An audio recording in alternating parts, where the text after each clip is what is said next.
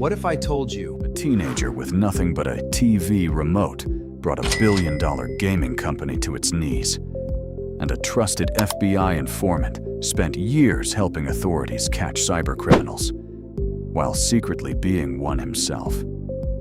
these aren't movies? They really happened. And today, we're uncovering the unknown hackers who fooled the world.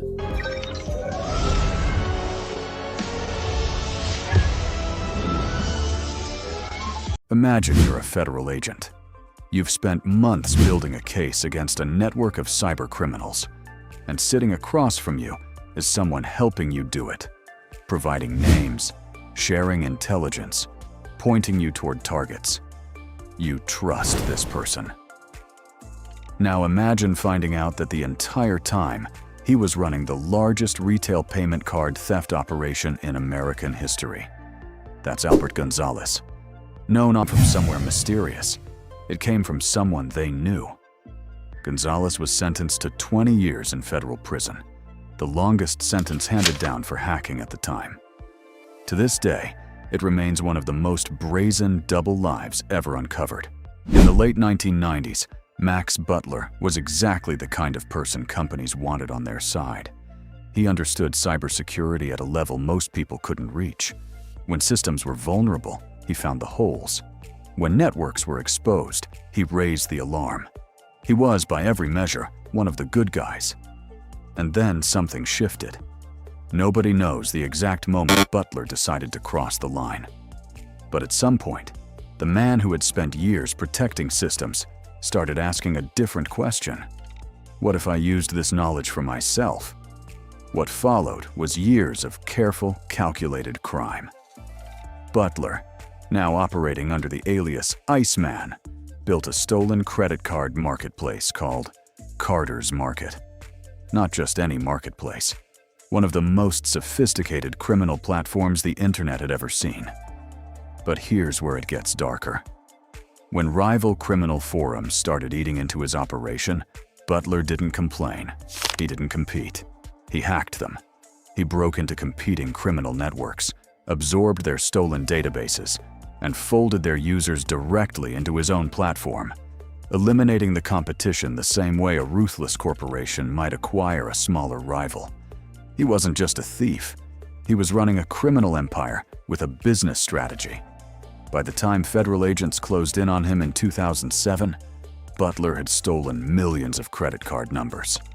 The financial damage connected to his operation ran into hundreds of millions of dollars. He was sentenced to 13 years in federal prison. The man who once found the holes in the system had spent years crawling through them. January 2013, Suvarnabhumi Airport, Bangkok, Thailand. Police approach a passenger in the terminal. He's about to board a flight. They tell him he is under arrest. He smiles. Not a nervous twitch, not a polite mask. A wide, relaxed, genuine smile, the kind that spreads all the way to the eyes. Officers photograph him. The image goes around the world.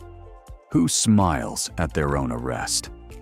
Hamza Bendelladj from Algeria was connected to one of the most destructive pieces of banking malware ever created, a program called SpyEye.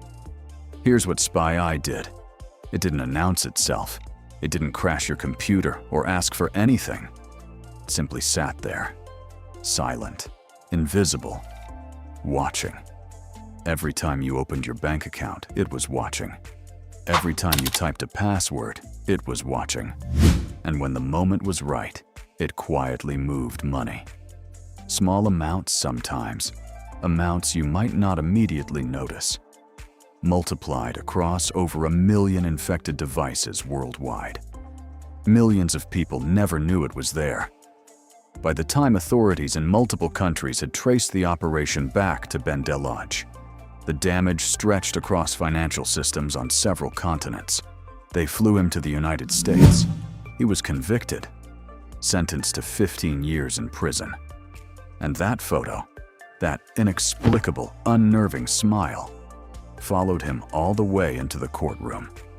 Nobody has fully explained it. Maybe that's what makes it so memorable. One afternoon, an employee at a major corporation gets a text. It looks completely legitimate. It appears to be from their company's IT department. It says their account is about to be deactivated, and they need to verify their login immediately. They click the link. They type in their credentials. They go back to work. They have no idea they just opened the front door. That single moment, that one distracted, completely human mistake, was exactly what Noah Urban was counting on. Urban, known online as Sosa, was a 19-year-old from Palm Coast, Florida. He wasn't a technical genius. He didn't write sophisticated code or exploit software vulnerabilities that took years to discover. He sent text messages. Urban was a member of Scattered Spider, a group of young hackers whose most powerful weapon wasn't technology. It was psychology. They studied how companies communicated with their employees. They mimicked the language. They created fake portals that looked identical to real login pages. And then they simply waited for someone to trust them. The results were catastrophic. The group tore through dozens of major organizations, companies that had invested millions in cybersecurity infrastructure. None of it made a difference, because they weren't attacking the firewall. They were attacking the people sitting behind it. In November 2024, Urban was among 5 Scattered Spider members hit with federal charges. He was 20 years old. He didn't need to know how to hack a system. He just needed people to believe him. September 2022. Inside one of the world's most secretive and tightly guarded game development studios, alarms start going off. Not literal alarms. Something worse. Internal footage from Grand Theft Auto 6, one of the most anticipated, most protected, creative projects in entertainment history, is leaking online. In real time, for the entire world to see. Executives are scrambling. Security teams are in emergency mode. Years of carefully guarded work is spilling out onto the internet, and nobody can stop it fast enough. The FBI gets involved. Now here's the part that seems impossible. The person behind the leak isn't in a sophisticated operations center. He isn't using a military-grade setup or a network of encrypted servers. He's a teenager. In a hotel room in the United Kingdom, under police supervision, because he had already been arrested once for other cyber attacks and was supposed to be on restricted activity. He had no laptop. Investigators had taken his equipment. So Aryan Kurtaj connected an Amazon Fire Stick to the hotel television, accessed the internet through it, and leaked the footage from there. Let that sink in. One of the biggest security breaches in gaming history, carried out by a teenager in a monitored hotel room, using a device that costs less than $50. Kurtaj was part of Lapsus $, a group that had already compromised Nvidia, Samsung, Uber, and Microsoft. They didn't win by being technically superior. They won by being relentless, by finding the one employee who would click the wrong thing, by trying the same door over and over until it finally opened. In 2023, Kurtaj was found guilty. Due to his severe autism, the court issued him an indefinite hospital order rather than a prison sentence. The footage he leaked from that hotel room remains one of the most significant gaming leaks in history. And somewhere, a $50 streaming device is still the most talked about weapon in the story.